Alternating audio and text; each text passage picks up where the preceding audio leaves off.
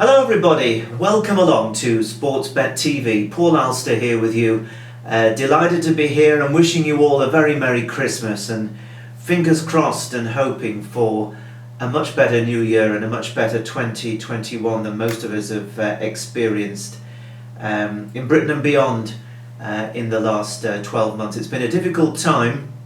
It certainly hasn't been easy in the racing world as well, but racing has continued, as you know, rather more than most other sports, and it's a credit to the racing industry that they managed to get their act together and make the adjustments in order for racing to go ahead even without crowds and with all the social distancing that's required. So I think we need to really take our hat off to the people in the racing industry who've done so much to provide us with the racing that we so much enjoy.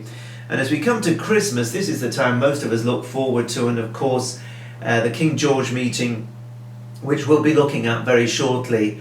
I really hope it's going to be a much better year and that we'll be able to see full programmes of flat racing starting on turf in late March. I hope Cheltenham gets to go ahead as usual, and the Grand National of course, and we move on and back to some sort of normality. It will certainly make trying to back winners and tipping a little bit easier, because this has been an extraordinary year.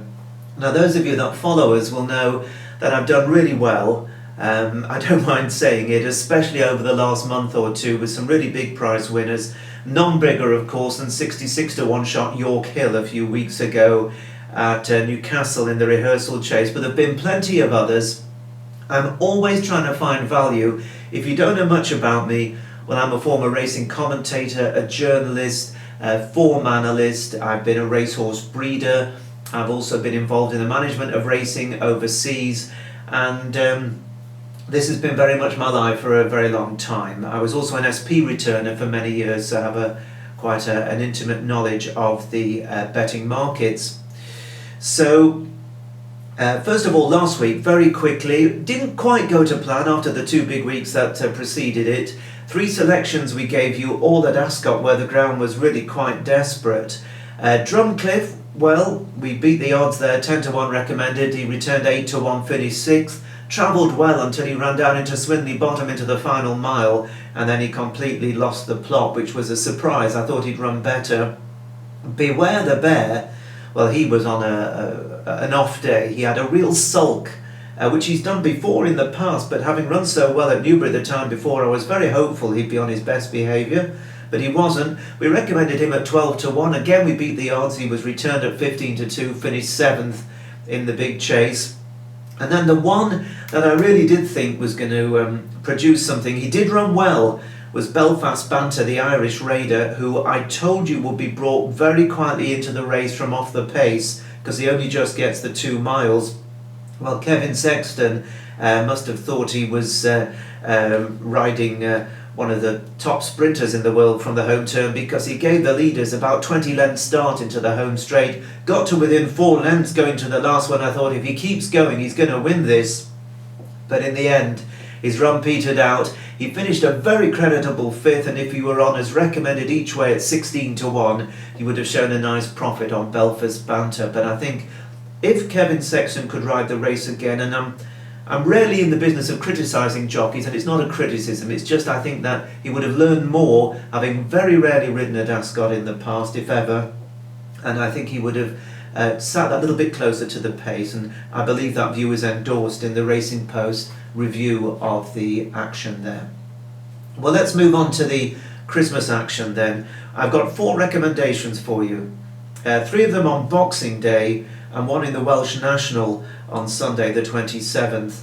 Now, Boxing Day for me, being a Yorkshire lad and growing up near to Wetherby Racecourse, has always been about Wetherby and going to the Castleford Chase in the early days. When I was a kid, I was actually there, believe it or not, when Tingle Creek won in 1975. I was a kid.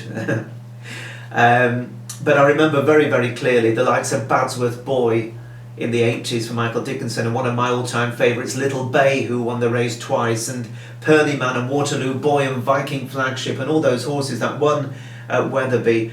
Coldest place on earth, Wetherby, on Boxing Day very often, but the atmosphere used to be so fantastic, and The Castleford Chase has changed now, it's a limited handicap, it's not the same race, but in those halcyon days it really was a special place to be. I've also been down at Kempton, just the once, for the King George, and that itself is one of the great days in sport. And hopefully, despite the restrictions, it'll still be a wonderful day's racing. And on Saturday, on Boxing Day, let's look at the King George, because I have a recommendation here. I'm always looking for decent prices, and when you talk about decent prices, you look at odds that are better than you yourself would lay. I think that's the way you have to figure it out.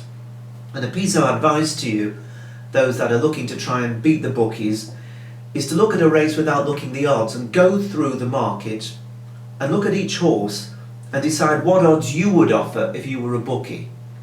And then afterwards look at what the bookies are actually offering. And if there's one that stands out as being much bigger than what you would be prepared to offer, then that is value, I believe, and that's how you have to look at it.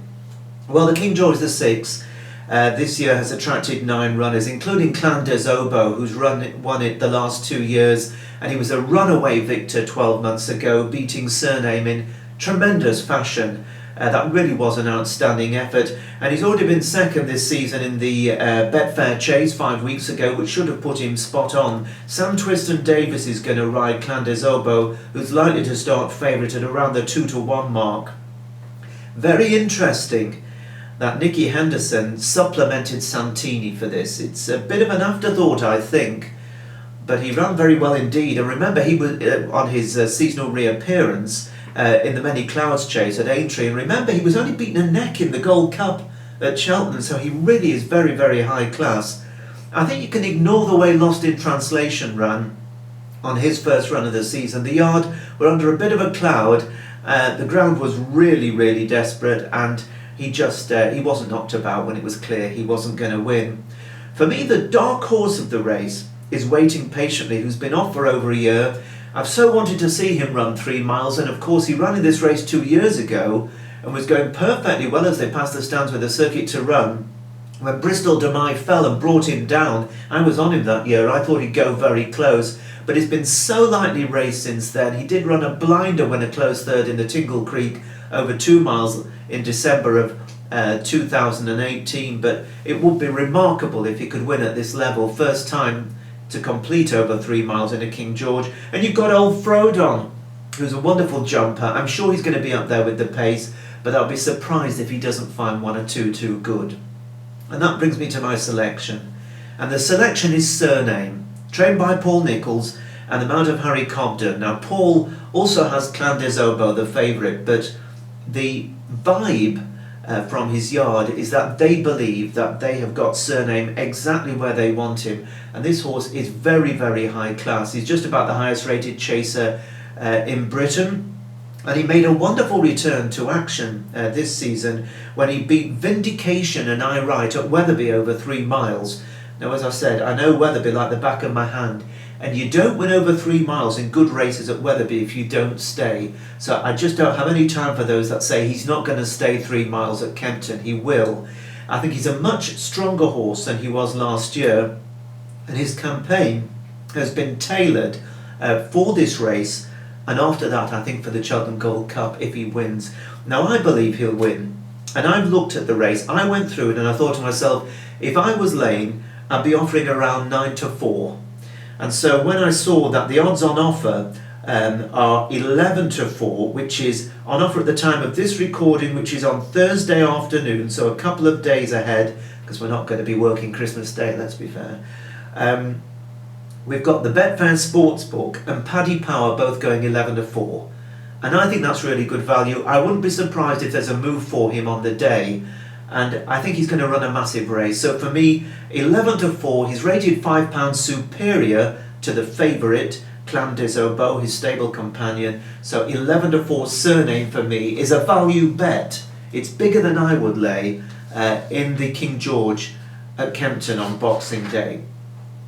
Now, also on Boxing Day, 2 other recommendations. The first of them at Wetherby, in the 240, which is a 2 mile 5 furlong handicap hurdle. It's going to be soft ground.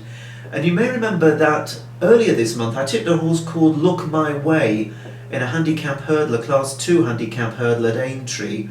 and that was only his second start back after over 2 years off, and he travelled really well until he just couldn't pick it up from between the final two flights, and in the end he finished sixth to Cateson. Now I think he's going to be much better for that run. Look My Way is trained by John Quinn, who's a trainer I like very much. He's based near Malton, and he's had very many winners over the jumps and of course on the flat as well. He's trained some very smart performers. And Craig Nicol is booked, which I think is a very interesting jockey booking. He's been eased £2 since the Aintree run. The soft ground should be no problem. He's won on heavy ground on the flat over staying distances. And he's also down to class 3, which I think is significant. And I think he could be ready for a really big run. And I very much like the odds on offer too. He's offered at 16 to 1 each way for 4 places, and that's with Sky Bet. Now I looked at the race and I thought if I was to put him in there, he'd be about a 10, 12 to 1 shot best. I see that William Hill are much shorter than Sky Bet. They're only going 11 to 1, so they've obviously heard something or feel that he's going to run well. And I think the value is with Look My Way, 16 to 1 each way, as many places as you like. And remember as well to bet with a bookmaker. That will give you the SP if it's bigger than the odds you take. And that's a Weatherby on Boxing Day in the 240. And then I'll take you back to Kempton for the third selection on Boxing Day. That's in the 335, another handicap hurdle, another race over 2 miles, 5 furlongs, 17 runners. Many firms will be paying 5 places, some may pay 6 to 1. And it's such an open race this, it's the last on the card at Kempton on Boxing Day, that at the time of this recording, Thursday afternoon, they're betting 6 to 1 the field. So you pay your money and you take your chance. And my chance is with the bottom weight. This is a horse called Distingu, who's trained by Gary Moore, and there are very few shrewder in the business than Gary Moore, believe me. Jamie Moore, his son, is going to ride, and he's got just 10 stone 4, and with bad weather forecast over Christmas Day and into Boxing Day, the ground could be absolutely bottomless, and having a low weight I think is going to be significant. Now Gary Moore knows what's required to win this race because he won it 5 years ago, you may remember, with Baron Alco. Now this horse Distingu hasn't won for a long time. He's been a long time between drinks. He won though at Kempton. That was back in March of 2018, and there have been signs of a return of late, with a good 4th of 11 here over 3 miles, where he travelled into the race going very nicely, and I thought 2 out he might win. He flattened out. I don't think he quite got home over 3 miles. The drop back to 2 miles 5 I think is the right move, and he's now £20 lower, £20, nearly a stone and a half, than when he ran at this meeting 2 years ago. So if you can get the 6 places each way with the likes of Sky Bet, 16 to 1 each way Distingu I think is a good bet. It's a value bet, and obviously if you're with a bookmaker that's going to pay you the SP if that's bigger. That's all the merrier. So Distingu in the 335 at Kempton, the 2 mile 5 furlong handicap hurdle on Boxing Day on Saturday. And then I'll take you on to Sunday. It's the Welsh National. It's always a slog, and they're forecasting heavy ground. Now we're expecting 20 runners. Obviously we're hoping none of them are going to drop out before Sunday afternoon.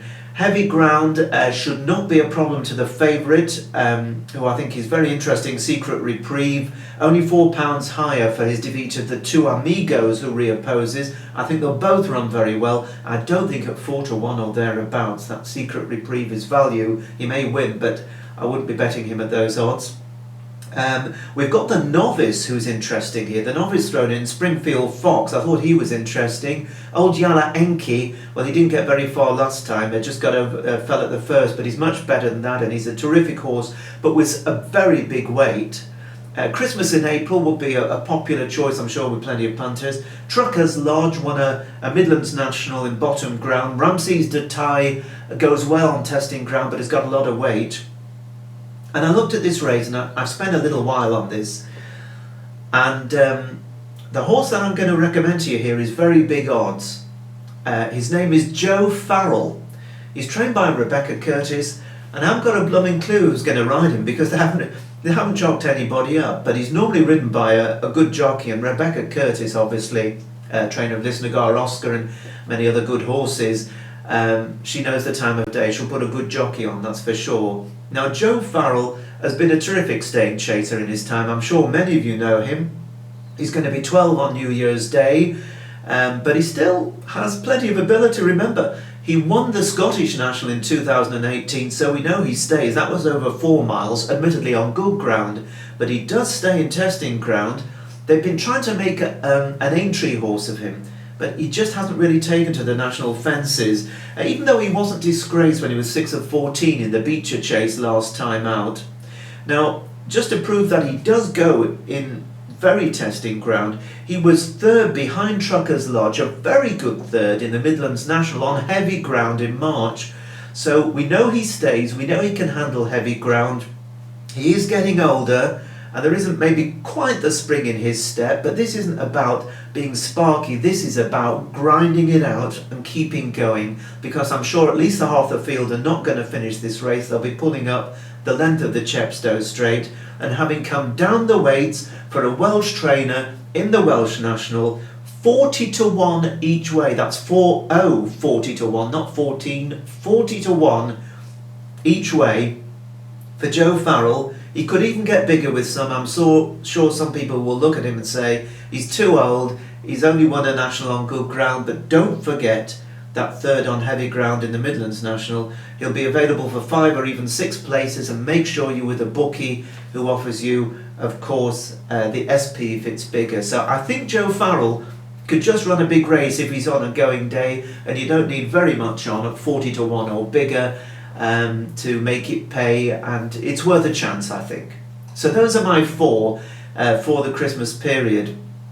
It's been great providing this service, and we've been building up our viewers, and do remember to press the red button and press the subscribe to follow all our bulletins, and share this YouTube link with as many people as possible, because the more the merrier, and if we really do build up the audience, we may go to doing a few bulletins a week. I want to thank Joe Smith, who produces these videos, and Rob Waterman, who of course is behind the Sportsbet TV, for all they've done, and I want to thank you for staying with us. So this is Paul Alster wishing you a very Merry Christmas, a very Happy New Year. We'll be back with our New Year's Day bulletin, where hopefully they'll be racing at Cheltenham. But for now, enjoy the turkey and make the most of the situation, and fingers crossed for some really bold shows for our 4 selections. Bye bye for now.